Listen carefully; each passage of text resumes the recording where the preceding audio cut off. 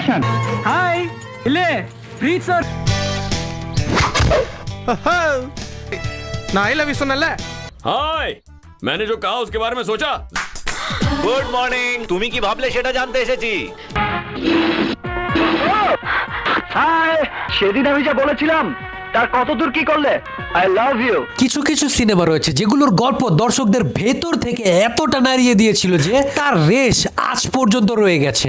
একটা সিনেমা দেখেই দর্শকদের মন ভরেনি, তাই তারা নতুন করে যার যার ইন্ডাস্ট্রির নিজেদের নায়কদের মাধ্যমে আবারও সেই একই সিনেমাকে উপভোগ করেছে। দর্শক চাহিদায় দেখা গেছে একই গল্পের সিনেমাকে প্রথমে তেলেগু ইন্ডাস্ট্রি বানালেও তারপরেই তামিল ইন্ডাস্ট্রি সেটাকে রিমেক করে ফেলেছে। তাদের দেখা দেখি কান্নাডা ইন্ডাস্ট্রিও থেমে থাকেনি, তারা বানিয়েছে তাদের সিনেমা। কিন্তু বলিউড সেই সিনেমাটাকে সবচেয়ে বড় করে বানিয়েছে। পাশাপাশি সে একই সিনেমাকে কলকাতায় বানালেও বাংলাদেশ কিন্তু থেমে থাকেনি। বাংলাদেশের ডিরেক্টররাও সেই সিনেমাটাকে একেবারেই নিজেদের মতো করে আমাদের দর্শকের সামনে এনেছে। তবে অবাক হবেন, প্রত্যেক দেশ কিংবা রিজিয়নের দর্শকরাই কিন্তু সেই সিনেমাটাকেই প্রচুর পরিমাণে ভালোবাসা দিয়েছে। তো ভাই লোক, আজকে আমি আপনাদের সাথে আলোচনা করব এমন কিছু সিনেমা নিয়ে যেগুলোকে একবার নয়, দুইবার নয়, তিনবার নয়, 10 বার পর্যন্ত রিমেক করা হয়েছে। আর একই গল্পে 10 জন নায়ক 10 রকম ভাবে সেটাকে তাদের নিজস্ব দর্শকের কাছে পৌঁছে দিয়েছিল। কিন্তু এতবার রিমেক হওয়ার পরেও দর্শকদের সব সময় তাদের নায়কের মাধ্যমে সেই সিনেমাগুলো দেখতে নতুনের মতোই লেগেছিল। ভিডিও শেষে অবশ্যই জানাবেন কোন নায়কের কোন সিনেমাটি আপনার কাছে সবচেয়ে সেরা বলে মনে হয়েছে, পাশাপাশি কোন গল্পে কাকে মানায়নি বা সে ঠিকমতো মানিয়ে নিতে পারেনি বলে আপনার কাছে মনে হয়, অবশ্যই আমার কমেন্টে জানাবেন। তো কি অবস্থা, আমি সজীব আর আপনারা দেখছেন সজীবের ডাইরেক্ট পয়েন্ট। আর আজকের পয়েন্ট হলো multiple remakes of Bangla cinema. Number 5, cinema minister. এই সিনেমার গল্পটা মূলত শুরু হয় 1999 সনে তামিল ইন্ডাস্ট্রিতে। সিনেমার গল্পটা খুবই ইউনিক। একজন সাংবাদিক তার দেশের সিএম, মন্ত্রী বা মিনিস্টারের ইন্টারভিউ নিতে গিয়ে সেই মন্ত্রীর সকল অপকর্মের কথা দর্শকদের সামনে তুলে ধরে, যার ফলে সেই মন্ত্রী রেগে গিয়ে তাকে একদিনের জন্য মন্ত্রী হওয়ার প্রস্তাব দেয়। আর সেই সাংবাদিকও একদিনের জন্য সিএম হওয়ার সুযোগ পেয়েই বা মিনিস্টার হওয়ার সুযোগ পেয়েই পুরো সিস্টেমকে ঘুরিয়ে ফেলে, সকল দুর্নীতিবাজদের একদিনের মধ্যে শাস্তি দিয়ে যায়।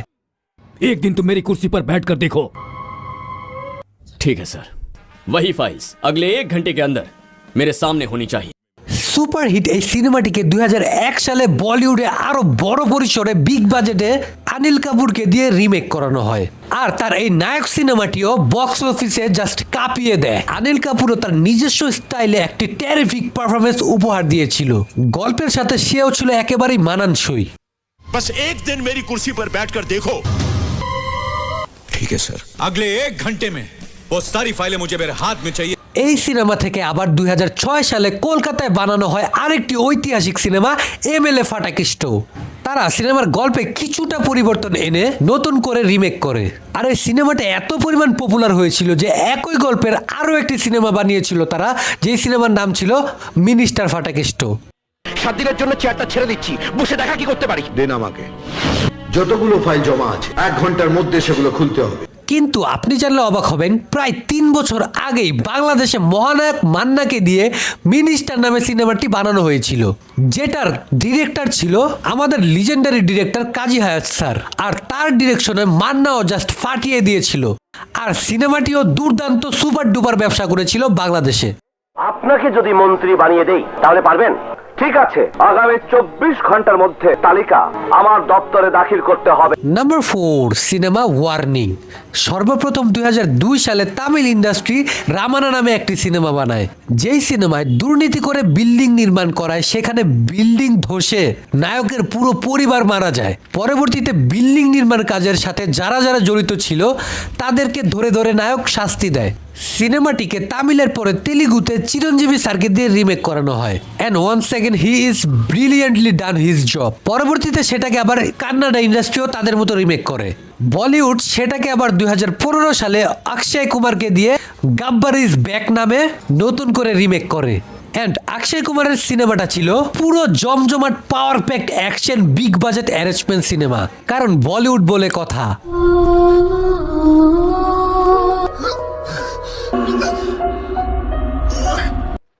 কিন্তু 2007-এ মিঠুন চক্রবর্তীকে দিয়ে গল্পে সামান্য পরিবর্তন এনে নতুন করে রিমেক করে কলকাতা, যেই সিনেমার নাম ছিল টাইগার। আর এই সিনেমাটিও দর্শক মহলে বেশ সাড়া ফেলেছিল, because Mithun sir always deliver a great performance. Suborna, আওয়াজ করো না, আকাশ ঘুমোচ্ছে।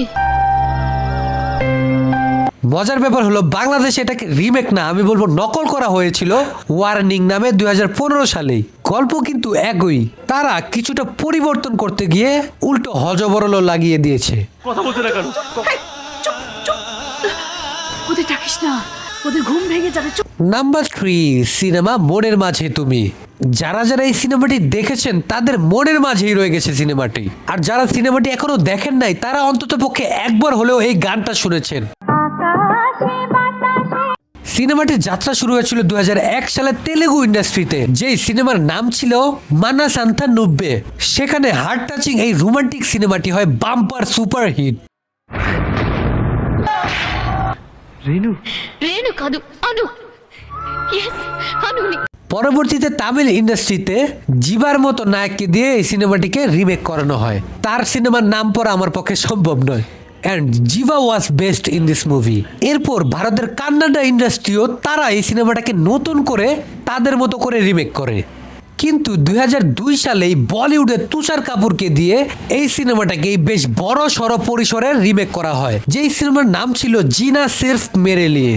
কিন্তু এই সিনেমাটিতে অনেক কিছু মিসিং ছিল, তাই তারা ঠিকমতো সফলও হতে পারেনি। अरे लेकिन तुम क्यों रोने लगी पूजा?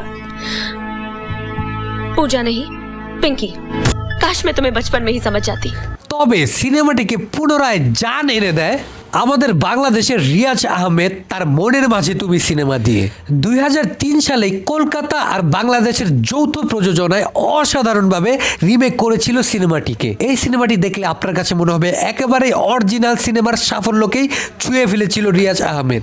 It's a beautiful memory for us. Renu? Renu না, আমি আনু। আনু।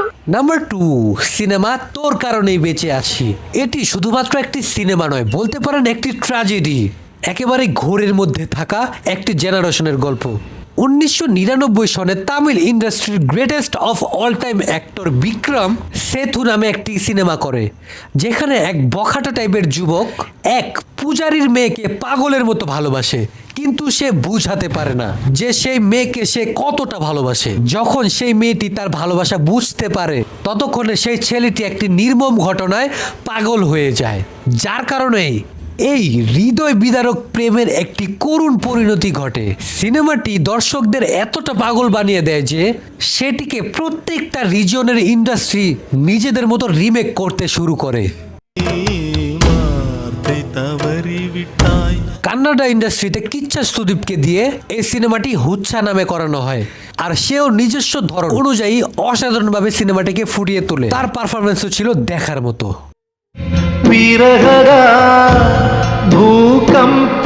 তেলুগুর মানুষটাও থেমে থাকেনি, তারাও সিনেমাটিকে নিজেদের মতো রিমেক করে শিশু নামে। And what a performance man. কিন্তু এই সিনেমাটিকে সবচেয়ে বেশি যে আলোচনা এনেছেন তা হলো বলিউডের ভাইজান সালমান খান। তার চুলের স্টাইলটি সেই সময় হয়ে গিয়েছিল একটি ট্রেন্ডস। যারা বলে সালমান খান অভিনয় জানে না, তাদের তেরে নাম সিনেমাটি একবার দেখা উচিত। এই সিনেমাটি দেখে আমি পর্যন্ত ইমোশনাল হয়ে গিয়েছিলাম, এক একটা দৃশ্যকে স্মরণীয় বানিয়ে রেখেছিল তিনি। তেরে নাম সিনেমাটির গানগুলোও ছিল চার্ট বাস্টার। সালমান খানের কেরিয়ারের অন্যতম সেরা সিনেমা অ্যান্ড সেরা পারফরমেন্স হলো তেরে নাম সিনেমা। एक दूजे का साथ कभी ना छोड़ेंगे। অত্যন্ত দুঃখের সাথে বলতে হয় এই সিনেমাটিকেও বাংলাদেশে রিমেক করার একটা ব্যর্থ চেষ্টা করেছিল। বিনা কারণে এত সুন্দর একটা গল্পকে তারা বিভিন্ন রকম পরিবর্তন করে তেরে নামের বদলে অন্য আরেকটি সিনেমা বানিয়ে দিয়েছিল, যা না হয়েছে তেরে নাম, না হয়েছে চিরদিনই তুমি যে আমার।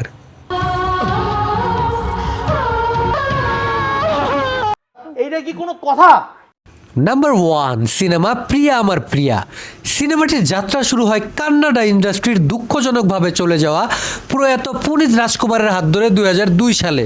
সিনেমায় আমরা একজন হাবিলদারের ছেলেকে কমিশনারের বোনের সাথে প্রেমের সম্পর্কে জড়াতে দেখি, যেখানে বোনের জন্য সব করতে পারা ভাই আর ভালোবাসার জন্য মরে যেতেও ভয় না পাওয়া এক প্রেমিকের দমদার টাসেল দেখতে পাই। নট কমিশনার, এই কমিশনার কমিশনার ইয়াসি মে কমিশনার বেঙ্গলুরু কে যারা কমিশনার ಬರ್ತಾರೆ ಹೋಗ್ತಾರೆ ওকে আপো লোকাল। এই রোমান্টিক অ্যাকশন সিনেমাটিকে তেলুগুতে রিমেক করা হয় ইডিয়েট নামে, যেখানে ছিল আমাদের মাস রাজা রাভি তেজা, এন্ড সে তার কমেডি স্টাইলে দর্শকের সামনে সিনেমাটি প্রেজেন্ট করেছিল। कमिश्नर हूँ मैं। हाँ तो क्या हुआ, शहर में आए दिन कई कमिश्नर आते जाते रहते हैं, चंटी हमेशा यही रहेगा। लोका তামিলে রিমেক করা হয়েছিল সিলাম ভারাসনকে দিয়ে, সেও খুবই ভালো অভিনয় করেছিল এই সিনেমায়। তার স্টাইলটাও আমার কাছে জোস লেগেছে, তার অ্যাক্টিংটাও ছিল অসাধারণ। কলকাতায় সিনেমাটিকে রিমেক করানো হয় জিতকে দিয়ে, তার সাথে ছিল কোয়েল মল্লিক। এই সিনেমাটিকে তারা ঠিকঠাক মতো রূপ দিতে পারেনি। সিনেমার ক্যামেরা কোয়ালিটি এবং তাদের অভিনয় খুব সুন্দর হলেও গল্পে অনেকটাই পরিবর্তন এনে সিনেমাটাকে জাস্ট অসম্পূর্ণ বানিয়ে দিয়েছে। আপনার এই সিনেমাটি দেখলে মনে হবে অনেক কিছু মিসিং ছিল। আজকের পর আমার বোন তো দূরের কথা, কোন মেয়ের সামনে তুই দাঁড়াতে পারবি না। আমি শুধু আপনার বোনের সামনে গিয়ে দাঁড়াবো। তবে শাকিব খান পুনরায় এই সিনেমাটায় জাস্ট জান এনে দিয়েছিল তার অসাধারণ অভিনয়ের মাধ্যমে। একজন অ্যাংরি ইয়াং বখাটে ম্যান হিসাবে তার গেট আপ, তার চুলের স্টাইল, কপালের দুল সবকিছু ছিল একেবারে পারফেক্ট। আর নায়িকার ভাই হিসেবে মিশা সদাগর ছিল একেবারে পারফেক্ট চয়েস। সিনেমাটি বাংলাদেশের দর্শকদের কাছে এতটাই ভালো লেগেছিল যে বাংলাদেশ ও শাকিব খানের ক্যারিয়ারের অন্যতম ব্যবসা সফল সিনেমা হয়ে উঠেছিল এটি। আমি কমিশনার, সিটিতে অনেক কমিশনার আসবে যাবে, কিন্তু হৃদয় এখানেই থাকবে। আমি এখানকার লোকাল। তো ভাই লোক, এই সিনেমাগুলোর মধ্যে কোন নায়ককে কোন সিনেমায় আপনার কাছে সবচেয়ে বেশি সেরা মনে হয়েছে, কিংবা কোন গল্পে কার অভিনয় ছিল সবচেয়ে সেরা? পাশাপাশি এর মধ্য থেকে কোন সিনেমাটি আপনার সবচেয়ে ফেভারিট সিনেমা, কিংবা কোন সিনেমাটার গল্প আপনার মনকে ভেতর থেকে নাড়িয়ে দিয়েছিল? অবশ্যই আপনার গুরুত্বপূর্ণ মতামত আমার কমেন্টে জানান। এন্ড আমার এই ভিডিওটি যদি আপনার কাছে এতটুকু ভালো লেগে থাকে অবশ্যই একটা লাইক দিবেন এন্ড আমার চ্যানেলটি সাবস্ক্রাইব করতে ভুলবেন না। দেখা হচ্ছে এরকম একটি ইন্টারেস্টিং সিনেমা রিলেটেড ভিডিওতে। ততক্ষণ দেখতে থাকুন সজীবের ডাইরেক্ট পয়েন্ট।